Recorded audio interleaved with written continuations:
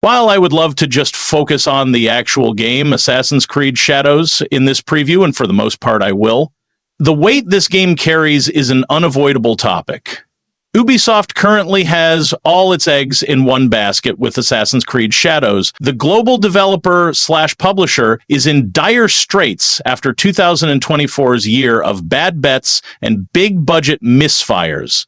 And it's looking like Ubisoft will come out of 2025 looking entirely different than it does now. Its fate is currently and irrevocably, after the most recent delay, tied to the success, or failures, of Shadows. In this way, Assassin's Creed Shadows is arguably the biggest gamble Ubisoft has made in its company's history, and if you didn't know anything about how badly 2024 went for the company, you'd probably be able to tell with how Ubisoft is putting everything it has behind Shadows.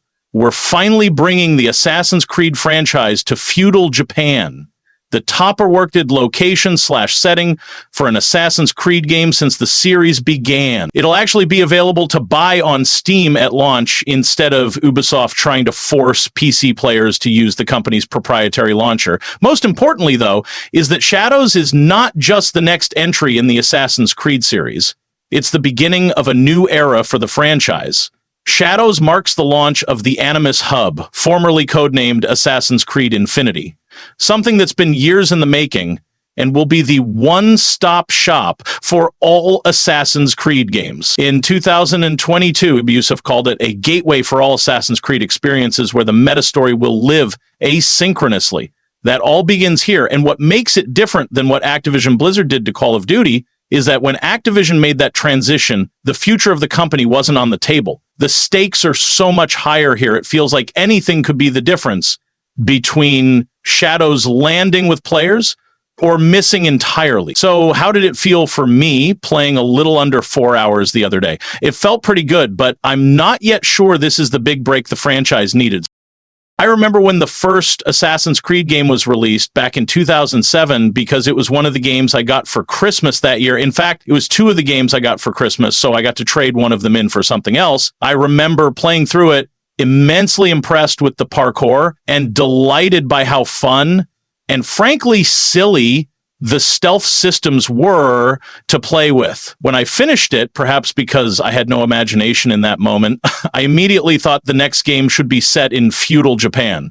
Turns out I had to wait a long time for that to happen, and by this point, I'm a longtime enjoyer of the series who's coming back to it after being burned out on just how absolutely dense these games got. What credit I do give to the RPG-ification of the series is that it was the kind of big swing the series needed. Shadows now being the fourth game of Origin's ilk, for me, the series is already in need of another big change. Of course, it's difficult to say a little under 4 hours in, and not all of that even being consecutive, but it more or less seems like more of the same Assassin's Creed we've been playing for what feels like forever.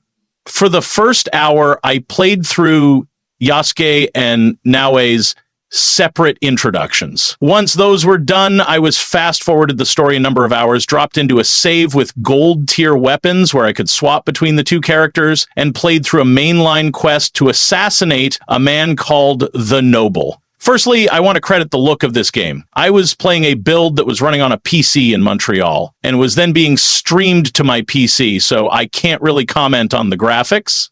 I can, however, comment on the look and design of the world, which is just absolutely beautiful. When I had finished the intros, I was dropped into Himeji, a city I was lucky enough to visit 2 years ago. The city itself was an impressive sight from the top of the castle, as was the exterior fields of the city streets.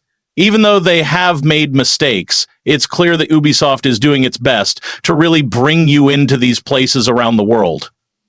At the same time, the look of each Assassin's Creed game has had a certain standard for years now. I expected it to look this good, because that's what Ubisoft has established I should expect. I think it's more important for any open world game that the world look interesting to explore with far off points on the map and in-game world that draw me towards them. Not even a full 4 hours in, mainly set in one part of the map. I can't yet say if Shadows does that for me yet, which might be my biggest concern about the game so far. The most disappointing feeling I had when I finished my time with Shadows was that it didn't feel meaningfully different from previous games in the franchises. I know that's not a drawback for the biggest fans of this series. There's a formula to these games that a lot of players really love digging into. And I get it, sometimes it feels good to check a bunch of things off a list, and if the gameplay around that is serviceable or even good, then that's for the better. But I've long been overseeing a giant list of things to do, heading from one point on the map to another. Ubisoft has even directly commented on this issue with their previous games, pointing to changes they've made in Shadows to curb that guided hand-holding style. There's a new system for discovering the world in Shadows. Viewpoints, for example, don't just reveal every point of interest in a given area anymore, at least not in the way they used to. When Jack tells a story, he'll ask a question to emphasize the climbing to a viewpoint will reveal a number of icons on your map, but they're all question marks. You need to head towards them to figure out what they are. Quests in Shadows also won't tell you where to go. You'll need to figure it out through context clues provided to you through conversations you've had with other characters. Being told your target, or someone you need to go talk to, is located somewhere in the southern part of the city you're in, for example, is definitely a less guided, hand-holding way to handle exploration. While working through the main quest I played, where I was getting closer to a target known as the Noble, using the context clues given, and the question marks that had revealed after I'd climbed to a nearby viewpoint, I was able to narrow down where I needed to go and continue the quest. Scouts are another new mechanic when it comes to exploration in Shadows. As you grow your hideout and reputation, you can recruit NPCs to scout out an area, and they'll be able to tell you where to go. When I tried it out, my scout was able to tell me exactly where I needed to go, and it felt like a nice in-world way to cut any friction or frustration I could be feeling if I was ever struggling to figure out where to go next on my own. On one hand, moving through the Noble quest line felt like I wasn't being guided as much, but on the other, it wasn't lost on me that this just the same gameplay loop the series has always had, with more steps to it now. On paper, these exploration changes sound like they could make playing an Assassin's Creed game a fresh experience, but even after just experiencing the full loop once, I'm not sure it's enough to give that fresh feeling. But there's another aspect to all of this that's been changed in Shadows, which could perhaps be what I'm missing. Your objective lists and all the quests you've begun and have yet to finish are no longer laid out as one giant list. Instead, you view it as a quest board, moving your cursor from one icon to the next, with quests represented by the targets you're tracking.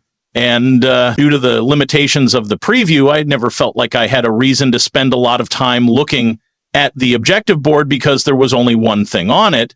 However, the way now he plays, though, makes me think I'll be able to have a lot more of that same kind of fun I had back when it was a more stealth-focused series before the RPG shift took center stage.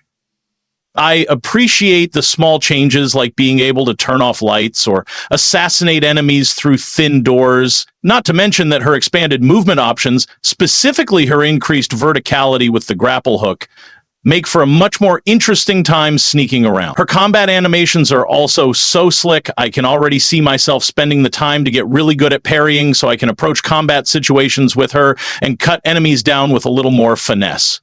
For all my reservations and concerns around what I'd call the framing of the game, the open world structure and pacing, I'm happy that these extremely important parts of the gameplay already feel so strong. Are the changes to exploration going to be more impactful over the tens of hours it'll take to complete this game? Does the combat, stealth, and parkour all feel good enough that I won't get bored? Even if I'm right about Shadows being the same Ubisoft formula it's always been, but with more steps, will the story and characters stick this time?